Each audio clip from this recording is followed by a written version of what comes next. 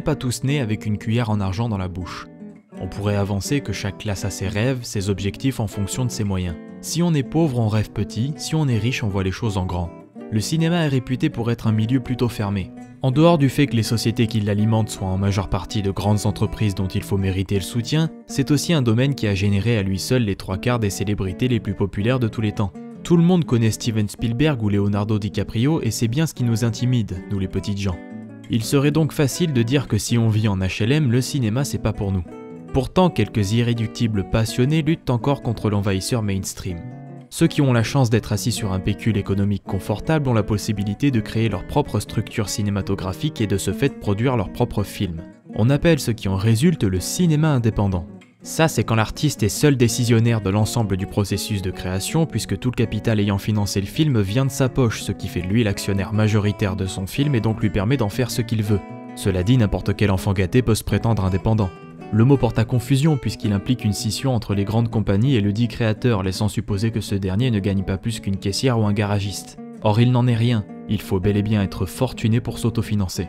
Je vous surprendrais peut-être si je vous disais que l'Empire contre-attaque, l'épisode le plus célèbre de la saga Star Wars, est un film indépendant puisque George Lucas, auréolé du succès aussi colossal qu'inattendu du premier film, a gagné suffisamment d'argent pour financer de A à Z la suite. Et si le logo de la 20th Century Fox apparaît au début du film, c'est tout simplement parce que ceux-ci en étaient le distributeur.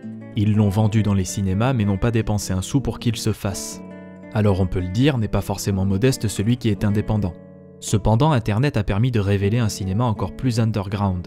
Ont été mis en ligne au début des années 2000 des films qui ont été très peu distribués dans les salles obscures et ont été réalisés dans le plus grand des secrets. Ces films forment à eux seuls un cinéma encore plus confidentiel, le cinéma guérilla. Il s'agit d'une branche du 7e art qui consiste à faire des films en dehors de toute structure officielle. Le budget y est serré, voire inexistant, les acteurs sont bénévoles, le matériel léger, aucun décor n'est fabriqué et on n'a aucune autorisation pour filmer en ville. On serait presque tenté de parler de films amateurs, mais ça n'a rien à voir. Les films de guérilla sont bel et bien distribués. On fait de la communication dessus pour qu'ils aient un certain succès commercial, même si tout ça reste très limité, bien plus que dans les circuits traditionnels. Ce qui rend ces films particulièrement difficiles à trouver, même sur internet où il est possible de tomber sur un film étranger sans sous-titres français ou en qualité médiocre. Le cinéma de guérilla a également ses propres figures de proue. On peut citer Greg Araki et son Free Bewildered People in the Night ou encore Mark Borchardt que vous connaissez peut-être pour avoir été le sujet central du documentaire American Movie de Chris Smith en 1999 et qui durant le tournage de ce dernier a réalisé le court-métrage Coven. Le genre a aussi sa propre histoire puisqu'on peut remonter son origine jusqu'aux années 50 avec le français François Truffaut qui aurait utilisé ce qui sont considérés comme étant les premières techniques de cinéma guérilla sur son film Les 400 coups. D'ailleurs, ce cinéma est intimement lié à la nouvelle vague française puisqu'il épuise non seulement sa volonté de s'opposer au cinéma mainstream américain mais aussi ses thèmes et son esthétique. C'est le genre de film qui essaye de délivrer une morale réaliste, authentique, sans pour autant coller à tous les aspects de la réalité. On peut citer des dialogues un peu étranges décrivant des personnages atypiques, ou des scénarios proches du cinéma d'errance où les personnages n'ont pas de but et où on observe seulement une tranche de vie sans réelle péripétie.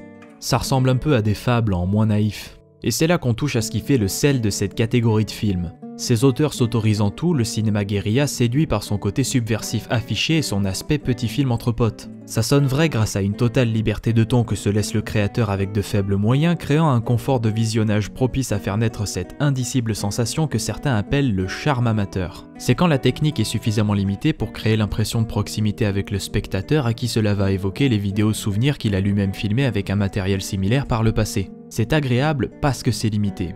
Pas limité insuffisant, limité reposant, sobre. Au final, on peut résumer le cinéma guérilla comme ça. Un genre cinématographique sincère, modeste et bienveillant.